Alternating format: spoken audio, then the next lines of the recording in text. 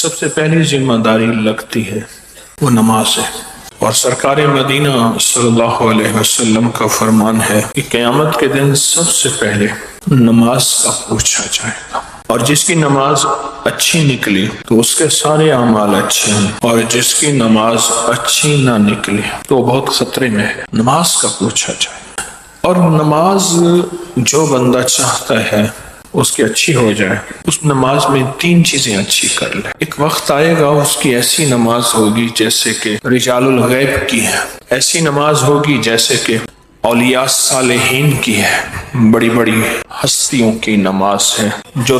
نماز میں 3 چیزیں اچھی کر لے، ایک رکوع صحیح رکوع ہو، اور ایک سجدہ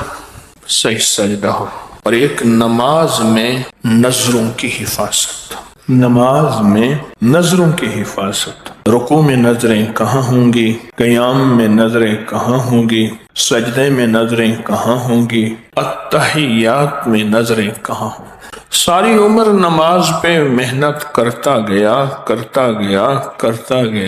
کہ میری ایک نماز تو ایسی ہو جو انبیاء کرام والی، میری ایک نماز تو ایسی ہے جو امام زین العابدین والی، میری ایک نماز تو ایسی ہو جو صدیق اکبر، فاروق اعظم، عثمان غنی، حیدر کرار جیسی، میری ایک نماز تو ایسی ہو جو کربلا کی نماز تھی۔ میں کہ صحابہ کی نماز، اہل بیت کی نماز ایسی ہوتی تھی جیسے کو لکڑی گاڑ دیتے ہیں، لکڑی گاڑ دیتے،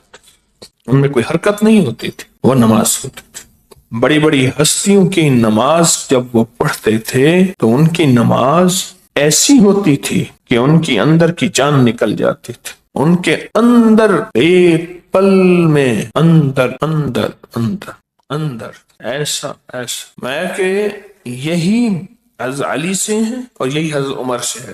نماز کے بعد چپ کر کے، نماز پڑھانے کے بعد چپ کر کے نمازیوں کی طرف منہ کر کے بیٹھ جاتے تھے، سر جھکا کے، اور اپنی باریک نظروں سے نمازیوں کو دیکھتے تھے جو بقیہ نماز پڑھ رہے ہوتے تھے، باریک نظروں سے سر جھکا کے۔ حضرت عمر بھی حضرت علی بھی بیٹھ جاتے تھے اور نماز کو دیکھ کے گورنر بنا دیتے تھے، اور لوگ ڈرتے تھے، پتہ چل گیا کچھ لوگ ڈرتے تھے، کیا کرتے تھے، چپ کر کے ان کے سامنے بقیہ نماز نہیں پڑھتے تھے، گھر جا کے پڑھتے تھے۔ ہماری نماز دیکھ لیں گے، علاقے کا گورنر بنا دیں گے، پھر ہمارے پر ذمہ داری آ جائے گی۔ نماز کو دیکھ کے گورنر بناتے تھے، نماز ایک دفعہ دیکھتے تھے، پھر دیکھتے تھے، ان کی چند بار کی نماز، بار بار کی نماز کو دیکھ کے حکم نامہ آ جاتا تھا امیر المومنین کی طرف سے، آپ کو فلاں علاقے کا گورنر بنا دیا جاؤ۔ اب یہ گورنر بن کے گئے، جس علاقے میں گورنر بن کے گئے اس صوبے کا مزاج تھا کہ وہ لوگ رات کو شہر کے دروازے کے باہر نکلتے تھے اور عیش و عشرت کرتے تھے، شور مچاتے تھے، ہلا گلا، شور شرابہ، کھانا پینا۔ جب وہ یہ گورنر بن کے گئے تو انہوں نے ان کو منع کیا کہ بھائی رات کو عشاء کے بعد تو بس آپ ہوں، آپ کے بچے ہوں، گھر والے ہوں، ان کا حق ہے، یہ ان کا حق، اور آج کے دور میں موبائل کا بھی حق نہیں ہے۔ انہوں نے بات کا مذاق اڑایا، انہوں نے پھر کہا 3 دفعہ کہہ کے حجت عام کر دی، ایک کاغذ کے اوپر لکھ کے شہر کے دروازے پہ لگوا دیا کہ میں شہر کے جتنے، میں جنگل کے جتنے درندے ہیں ان کو حکم دیتا ہوں، جنگل کے جتنے درندے ہیں ان کو حکم دیتا ہوں، اگر آج رات شہر کے باہر کوئی نکلے تو اس کو ٹکڑے ٹکڑے کر۔ انہوں نے اس کاغذ کا بھی مذاق، پر قدرت نے صبح ایک انوکھا منظر دیکھا کہ شہر کے باہر لاشوں کے ڈھیر لگے، بس وہ نصیحت پھر ہو گئی، درندے ان کو چیر پھاڑ گئے۔ اس کے پیچھے وہ نماز تھی جو نماز نہ مسجد نبوی میں چوکی، نہ کربلا میں چوکی، نہ خون اور آگ کے میدان میں چوکی، نہ گھر میں، نہ سفر میں، نہ حضر میں، وہ نماز کا تحفہ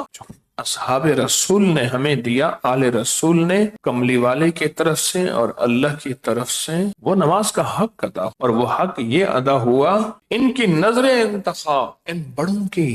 حضرت عمر اور حضرت علی کی نظر انتخاب کہ یہ خاموش نظروں سے اس انداز سے دیکھتے تھے بندے کو، اس کی نماز اور اس نماز پہ مہر لگاتے تھے اپنے حکم نامے پہ کہ آپ فلاں علاقے کے گورنر ہیں، بس جاؤ۔